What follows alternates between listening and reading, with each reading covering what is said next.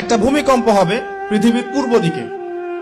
পৃথিবীর পূর্ব দিক মানে এই যে ভারত, পাকিস্তান, বাংলাদেশ, শ্রীলঙ্কা, ইন্দোনেশিয়া, ঠিক আছে, এই সিঙ্গাপুর, এই যে কন্টিনেন্ট, মালয়েশিয়া, এটা পৃথিবীর পূর্ব দিক। এদিকে একটা ভূমিকম্প হবে।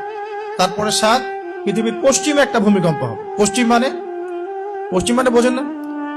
পশ্চিমা বিশ্ব না, সৌদি আরব না, পশ্চিমা বিশ্ব, ব্রিটেন, ফ্রান্স, জার্মানি, তারপরে রাশিয়ান কন্টিনেন্ট, হ্যাঁ, ইউক্রেন, এদিকে আপনার আমেরিকা, এই পুরো পশ্চিমা বিশ্ব, এখানে একটা ভূমিকম্প হবে বড়।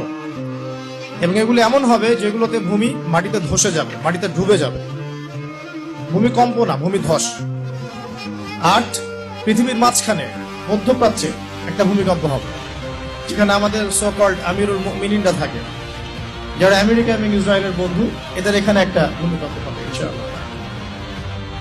আর 9 ইয়েমেন থেকে একটা আগুন বের হবে।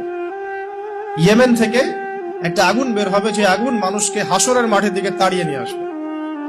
আরেকটা বলেছেন 10 নম্বর, যেটা এই মুহূর্তে আমি ঠিক মনে করতে পারছি না।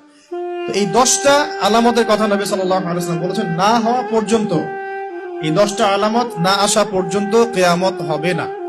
ঠিক আছে।